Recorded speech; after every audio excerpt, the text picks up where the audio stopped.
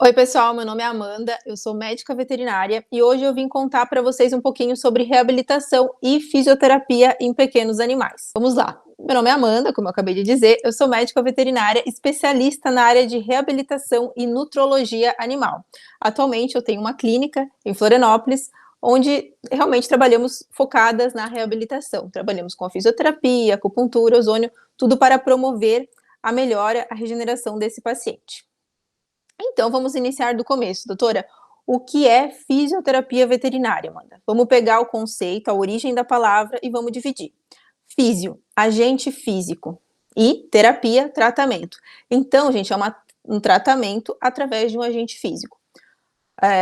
Esse paciente, esse nosso cãozinho, ele pode estar apresentando, por exemplo, uma dor, né? E a gente tem diversas maneiras de tratá-lo, através de um fármaco, por exemplo, um anti-inflamatório, um analgésico, e, por exemplo, né, outro exemplo, um agente físico. Então, o agente físico, ele não é um fármaco, ele é diferente. Ele é, por exemplo, um laser, que é uma luz, a eletroterapia, que é uma onda de choque, o ultrassom, que é uma onda sonora, a magnetoterapia, que se dá através de um campo magnético.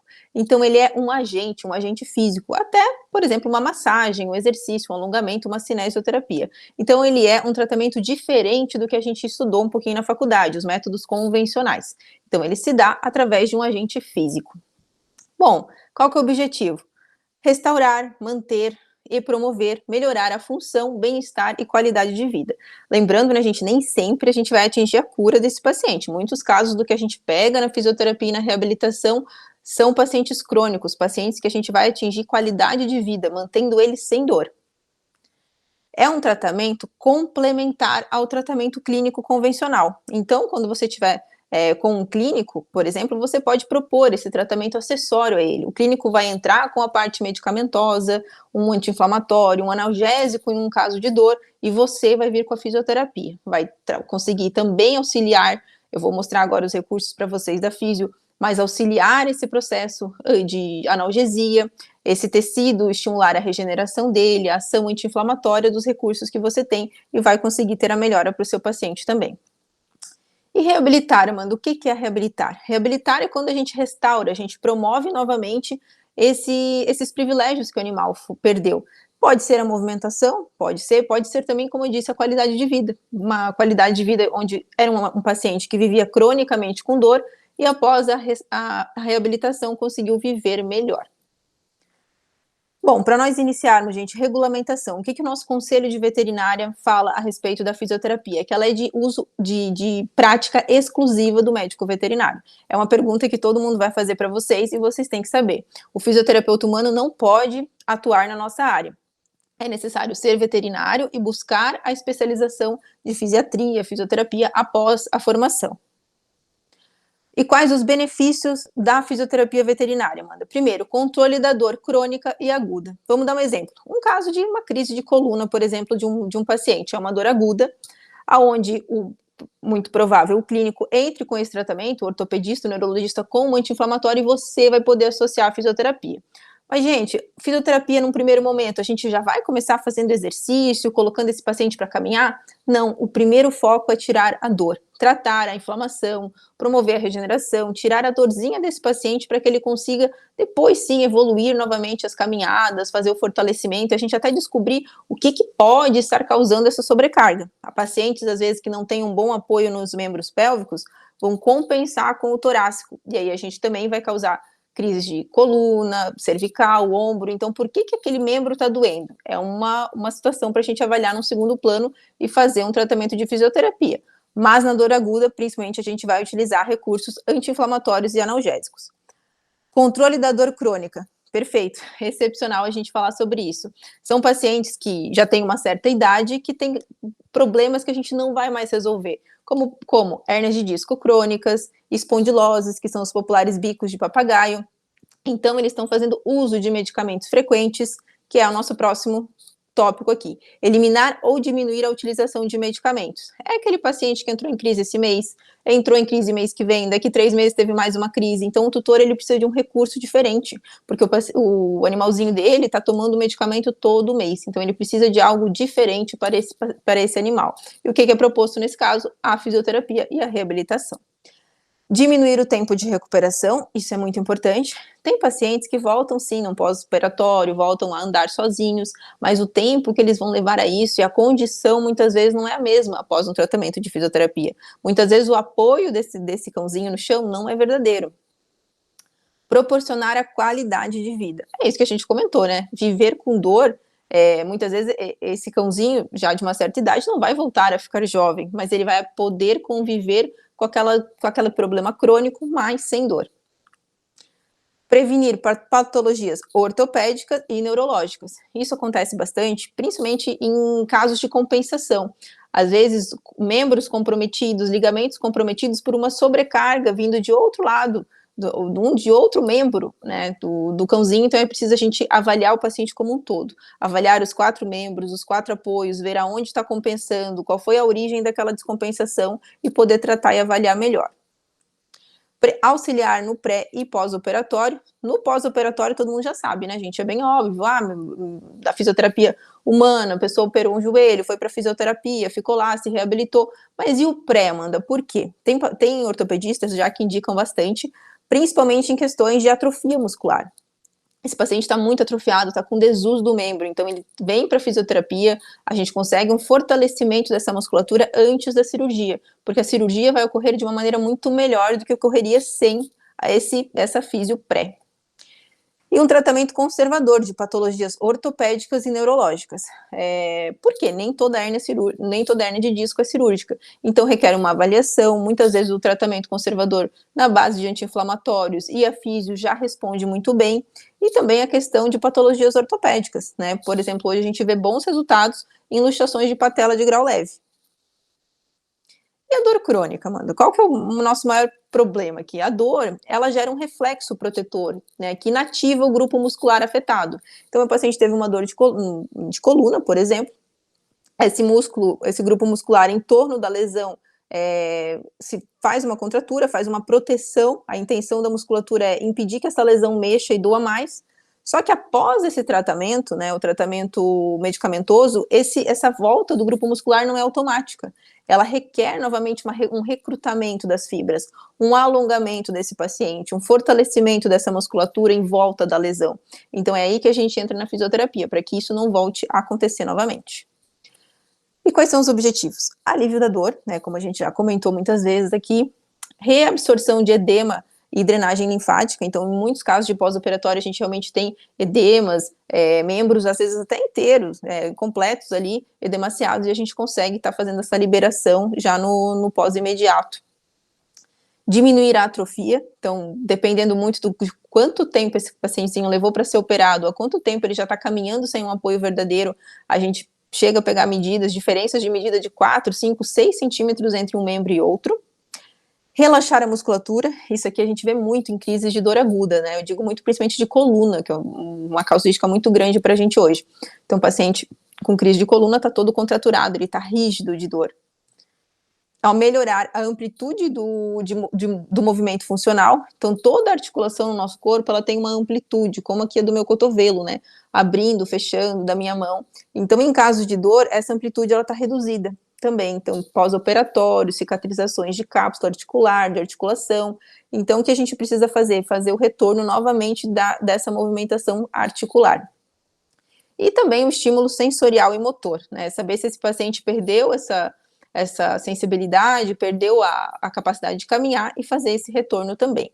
Amanda, e os recursos terapêuticos que vocês usam hoje, né? De que maneira que a gente vai buscar isso na fisioterapia? Vou apresentar aqui alguns para vocês.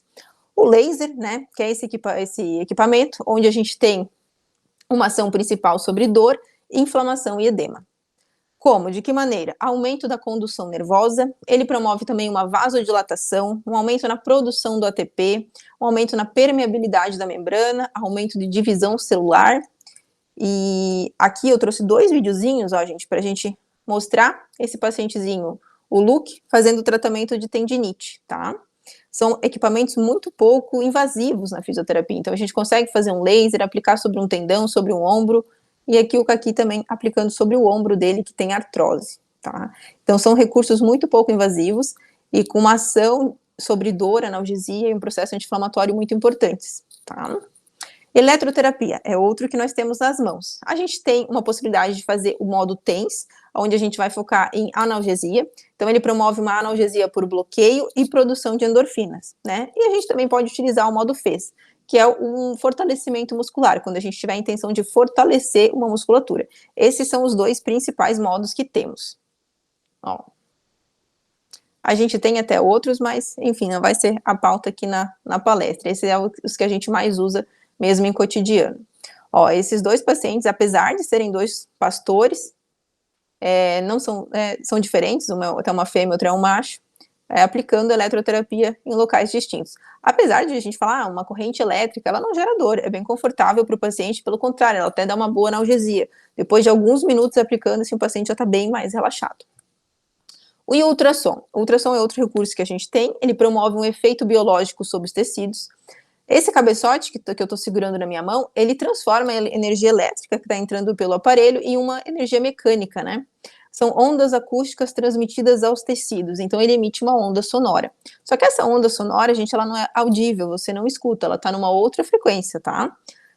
Aonde ele vai promover a cicatrização, alívio da dor, redução do edema e fibrinólise, tá? Eu vou te mostrar também um videozinho aqui da aplicação do ultrassom. Então, vocês percebam que realmente são recursos, né, como a gente comentou no começo, recursos físicos e muito pouco invasivos. Os animais permitem muito bem a gente fazer. A termoterapia é um recurso que eu utilizo muito também em clínica, porque ela faz analgesia, promove esse relaxamento muscular, essa vasodilatação, e a gente consegue manipular melhor um pouco o paciente. E no caso do calor, a gente usa mais em lesões crônicas, tá? Aqui eu trouxe dois videozinhos, ó, de liberação miofascial, a gente fazendo uma massagem, fazendo a liberação desse paciente e utilizando o calorzinho, né, para ficar um pouquinho mais confortável, um pouquinho mais fácil, né? A gente percebe até na manipulação que essa pele também vai ficando mais fácil à medida que a gente vai manipulando, vai perdendo aquela rigidez. Magnetoterapia. Este é outro recurso que a gente utiliza, que ele é a terapia através de um campo magnético, né? Então, dentro desse cilindro, desse solenoide, a gente tem ímãs. E o que esses ímãs fazem, Amanda? A gente tem um aumento de circulação sanguínea, analgesia, fazendo a produção de endorfinas locais, diminui a inflamação devido ao aumento da circulação e redução do pH do sangue, e também tem um aumento de regeneração de células, tecidos e ossos, né? Neste caso, a gente usa bastante para consolidação óssea, tendo bons resultados, tá? Muitas vezes consolidações tardias ou até em processos de não união óssea mesmo. Aqui eu trouxe dois videozinhos de magneto para vocês. Olha só o Guina dentro do cilindro, Guina já dormindo, bem relaxado. Ele também tem bastante dor crônica, alteração de coluna. E a outra, a Aurora. A Aurora é uma paciente que tem uma alteração de ombro, um pequeno princípiozinho de artrose, e por ela ser uma DASH, né, popular linguicinha, ela tem algumas alterações de coluna. Então ela faz um tratamento na clínica mensal, e aqui ela está utilizando a magneto durante a sessão dela, mas bem relaxada e bem confortável também. Hidroterapia. A hidroterapia, como a gente fala, é a menina dos olhos, é ali que acontece muitos dos primeiros passinhos na fisioterapia. A gente consegue um fortalecimento e um ganho muscular específico. Quando eu paro para explicar sobre a hidroterapia, eu sempre faço uma analogia, que é como entrar no mar, né? Então aqui, como eu moro em Floripa, eu cito o exemplo do mar, porque fica mais fácil para os tutores visualizarem. Mas assim, quando você está entrando no mar, você está entrando numa piscina, a gente tem aquela resistência da água. E conforme a altura da água, é a altura da resistência no nosso corpo também. Então, quando a água está na altura da canela, por exemplo, a força está no joelho. Quando a água está no joelho, a força está na coxa. Quando a água está na cintura, eu já percebo fazendo força mais no tórax.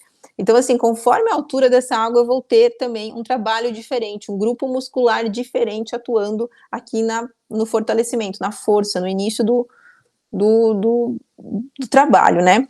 A gente tem aqui a estabilização de lesões acontecendo com esse recurso, a diminuição do impacto mecânico da articulação.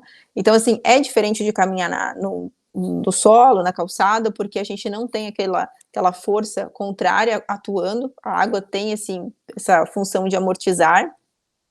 Um aumento da amplitude de movimento, que quer dizer o quê? Dentro da água, os pets andam com passadas mais abertas. Como a gente também, aqui andando na calçada é diferente do que a gente caminhar no mar. A gente começa a ficar mais leve, faz passadas mais abertas, nada, né, de uma maneira muito diferente do que faria aqui em solo livre. E também é muito importante para um condicionamento cardiorrespiratório. A gente percebe um avanço bem grande deles a passar das semanas, eles estão cada vez aguentando um pouquinho mais de tempo. Aqui vou mostrar alguns vídeos de exemplo, ó, gente. Esses dois são pós-operatórios e percebam, assim, o cuidado que a gente tem com cada passadinha, com cada início, o trabalho muscular. Parece muitas vezes que é lento, que é devagar, mas a gente tem que tomar bastante cautela, principalmente porque esse paciente acabou de sair de um pós-cirúrgico e tá com uma determinada atrofia na musculatura dele também. Aqui tem dois pacientes, uma fazendo um tratamento já de pós-operatório de hernia de disco, iniciando os primeiros passos, e a outra, uma cadelinha um pouquinho mais idosa, com alterações de coluna e quadril. Então, uma de pós-operatório agudo, né? A outra já um caso mais crônico, né? Um paciente mais idoso também, para manter a massa muscular dela. Aqui eu tenho dois casos de lesões neurológicas, ó, fazendo o déficit proprioceptivo. Os primeiros passinhos na hidro, ó, gente, às vezes eles acontecem cruzados, com bastante dificuldade. Então, nosso papel ali do lado tá sempre estimulando, arrumando, ajudando esses primeiros passinhos a acontecer. Aqui eu tenho o exemplo de um paciente mais idoso, que também faz fisioterapia para manter essa massa muscular e estabilização das lesões que ele tem de coluna. E um exemplo de um gatinho, que é uma pergunta que vocês sempre fazem. Ah, gato faz hidroterapia? Faz. A gente tem aqui casos de pacientes conseguindo fazer, ó. Nesse caso é o mesmo gatinho, em vídeo de uma esteira seca e uma esteira úmida, né?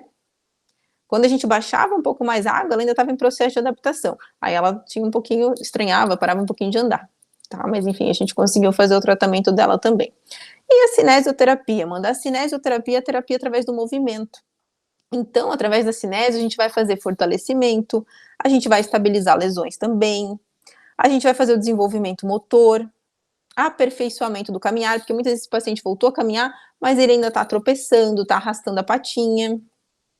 Ó, aí que recurso que a gente consegue utilizar? Rampas de equilíbrio, é um que a gente utiliza bastante para alterar esse centro gravitacional e mudar a base de apoio do paciente. A gente utiliza bastante alongamentos também, pranchinhas e rampinhas de equilíbrio. Aqui era um vídeo um pouquinho mais rápido. Ó, esse aqui eu acho bem interessante. Ó, esse pugzinho teve uma cirurgia de coluna. Olha, percebam a dificuldade dele de fazer os passinhos. Ó, gente, ele vai tropeçando, ele vai virando, ele vai levando ali alguns bastões, alguns cones. Então, assim, ele não faz por querer, tá? Apesar de ele estar bem entretido com o petisco, isso acontece realmente pela dificuldade que ele tem. E a comparação dele ali, uma paciente idosa, né? Mas, ó, ela já quase não bateu em nenhum conezinho que ela fez. Aqui o exercício do cone, né, fazer o 8, ele é muito completo, ele vai agir tanto na parte neurológica, a gente pode utilizar para uma lesão realmente periférica, que o animal tem essa dificuldade entre virar, né, conseguir rotacionar, fazer a rotação, a gente consegue estimular isso com o cone, e também, né, num caso de ortopedia, para fazer o estímulo daquele membro apoiado. Os exercícios de rampa, essa é a nossa área da clínica, a área de cinesioterapia externa. A gente tem aqui exercício de rampa, estimulando a subida, a descida, o controle do membro. Aqui a gente vê que ele sobe e desce com um pouquinho de dificuldade por conta dos problemas. A gangorra é um equipamento também que a gente vai mudar o centro gravitacional. Quando chegar ali, o animal percebe essa alteração e consegue fazer a descida, tá? Principalmente aqui na parte neurológica, a intenção é a gente ter essas percepções das mudanças de solo, que eles vão sentindo, mudança de equilíbrio, para poder fortalecer e estimular, né, começar esse movimento. É muito importante para o paciente que tem esse tipo de lesão. A balancinha também faz fortalecimento de membros pélvicos, desenvolvimento desses membros. Esse cãozinho que está aqui, né, também já fazendo a balancinha, um pouquinho mais peludinha, que é uma border collie, ela tem displasia, então ela tem um pouquinho de fraqueza em membros pélvicos. A balancinha já é um exercício bastante complementar para ela. Bom, gente, para a execução de um plano de tratamento, Amanda, como é que eu faço? A gente vai elaborar um plano, né, um tratamento, com os recursos que você tem disponíveis. Claro, eu acabei de mostrar aqui imagens de alguns equipamentos, fisioterapia, com hidroesteira, com parte de cinésio externa, mas muitas vezes a gente não tem tudo isso. Amanda, como eu faço? Eu estou começando agora, eu só tenho um laser e uma bola. Vamos começar, né? Vai iniciar os seus atendimentos, à medida que você vê que não que está faltando recursos para esse teu paciente, é interessante você encaminhar ali para um centro mais completo e acompanhar de uma outra maneira, mas iniciar da maneira como você tem. Eu também já comecei bem pequena, com poucos equipamentos e recursos limitados, e depois a gente vai adquirindo mais e melhorando a nossa qualidade do serviço. O melhor tratamento é o diagnóstico correto. Essa frase é clássica dentro da veterinária e é verdade. Muitas vezes a gente recebe diagnósticos, encaminhamentos que muitas vezes estão errados e a gente se frustra por não conseguir melhorar o nosso paciente. A gente tem que entender, sim, um pouquinho de orto, um pouquinho de neuro, um pouquinho de clínica. Muitas vezes as pessoas vêm para a área da físio achando que não vão mais ver essas matérias e a gente se pega tendo que estudar de novo, porque muitas vezes os pacientes evoluem, eles são encaminhados para você com uma hernia de disco torácica, e daqui a pouco eles apresentaram uma cervical, e aí a gente tem que saber avaliar, tem que saber entender o que está acontecendo, por que mudou tudo, por que agora ele está apresentando outros sinais neurológicos. Então a gente precisa sim entender e saber qual que é o diagnóstico do nosso paciente. E sobre as técnicas, gente, a gente tem que saber quando não deve usá-las. A gente não abordou muito hoje aqui na palestra, mas, por exemplo, o laser. O laser, ele é um recurso que a gente não deve usar em paciente oncológico. Então, é sempre muito importante perguntar durante uma anamnese, principalmente ficar atento àqueles pacientes mais idosos, ver se ele já não apresentou uma lesão, um tumorzinho de pele, um tumorzinho mamário, perguntar, sim, fazer uma anamnese bem completa para a gente conseguir não estar piorando o quadro desse paciente, colocando-o em risco. Quais são as perspectivas e desafios hoje do mercado? É uma área de atuação nova, pouco conhecimento ainda entre os colegas veterinários, é uma área aí que está tendo repercussão nos últimos 10 anos, então quem se formou um pouco antes disso, quase não tem se ouvido falar ainda, tá? O vínculo afetivo com o tutor é cada vez maior, então assim, as pessoas hoje estão, principalmente pós-pandemia, observando muito mais os seus pets dentro de casa, trabalhando em home office, então é muito fácil fazer essa percepção de dor, de claudicação, ai doutor, ele escorrega no piso liso, ele levanta da caminha mancando, ele tá com dificuldade nas traseiras, então como é que ele percebeu isso? Porque ele tá dentro de casa, ele não é um cão já mais de quintal, ele já tá dentro do apartamento, do quarto, da cama, então as pessoas estão percebendo muito mais. Desenvolver uma empatia, uma capacidade de escuta ativa. Isso é algo realmente que eu vejo muito na fisioterapia e na reabilitação, porque a nossa sessão, o nosso atendimento dura praticamente ali 1 hora toda semana. Então a gente tem muito tempo para conversar. Então não é aquele paciente que você vai ver uma vez no ano, 2 vezes no ano. É aquele que está toda semana dentro do teu consultório e você vai acompanhar de pertinho. E muitas vezes os tutores relatam, reclamam. Ah, eu tentei falar, mas ninguém me ouviu. Poxa, eu sempre achei que era isso, mas ninguém me escutou, doutor. Eu falei várias vezes. Então, assim, a gente tem esse tempo para poder ouvir o tutor e entender um pouquinho ele, tá? Pacientes com condições crônicas e debilitantes, é muito difícil explicar para o tutor que aquele cãozinho não vai voltar a andar e o porquê. Você explicar a neurologia, uma complexidade para alguém que não é da tua área, é um desafio bem grande a cada vez. E muitas vezes condições crônicas, né? Então eu sempre faço muitas analogias com, por exemplo, familiares. Ah, sabe a tua avó? Ela tem um pouco de dificuldade de levantar, não tem? Ela tem, porque ela tem lesões crônicas, hoje ela já tem um pouquinho de artrose. É como também o teu cachorrinho hoje deitado na cama, ele vai ter uma certa dificuldade. Ah, então tá, então a gente começa a trazer com um pouquinho mais de rotina, de cotidiano, e fica um pouquinho mais fácil de eles entenderem também.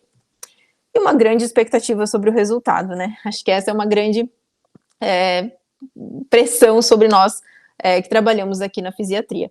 Por quê? Porque ele viu aquele videozinho no Instagram, na internet, ele já vem logo na primeira semana, na primeira sessão. O meu cachorro vai voltar a andar? E a gente fica já, não, calma, vamos conversar. Doutora, quanto tempo? Quantas sessões? Quanto que tu acha que vai ser? Nossa, a gente já fica até meio perdido, assim, com aquela pressão. Então, sim, há uma grande expectativa daquele paciente voltar a apoiar o membro, aquela cirurgia dar certo. Eu entendo, foi um investimento, ninguém quer ver o bichinho com dor. Então, realmente, a gente acompanha isso de perto e vive isso junto com o tutor. A participação do tutor realmente é fundamental. Aqui eu ressalvo uma tutora de excelente parceria, realmente, e comprometimento com o tratamento do paciente, ó. É muito o que eu digo, a gente não promete reabilitação, depende muito do que ele faz em casa, né? Não é só vir na fisioterapia, como é que é o cuidado desse paciente em casa. Então a gente percebe o tamanho do amor hoje que os tutores têm pelos bichinhos. Vou citar 2 casos clínicos aqui para vocês, para a gente encerrar. O caso do Pepo, que foi um pacientezinho, ó, que teve hernia de disco. Esse caso ele começou de trás para frente. Aqui é o videozinho dele já saindo bom. Mas ele fez hernia de disco, teve paralisia, não foi um caso cirúrgico, e aí ele começou a fazer a reabilitação. Ainda com bastante dificuldade, fez os primeiros passinhos. Aí o Pepo, esse paciente um pouquinho mais idoso, ó, já conseguindo dar uma caminhada, depois o Pepo em casa. Ó. Nesse caso, foi um caso que a gente restaurou uma condição que o Pepo perdeu. Qualidade de vida, ele já não locomovia mais de um lugar para o outro da casa, então a gente conseguiu trazê-lo novamente. E aqui, né, o nosso paciente linguiça, ele fez 3 cirurgias, 3 intervenções nesse joelhinho por uma ruptura de ligamento, e ele veio para fisioterapia após essas 3 intervenções. É difícil, depois de tantos procedimentos e bastante tempo sem apoio, a gente conseguir a melhora completa do paciente. E o linguista respondeu muito bem, né? Eu conheço ele até hoje ele frequenta a clínica para fazer ozônio toda semana, então a gente consegue estar acompanhando e ver que esse paciente está muito bem mesmo, tá? Aqui está a bibliografia da minha apresentação. Eu agradeço muito o convite, obrigado ao Qualitas por estar aqui e obrigado à atenção de todos.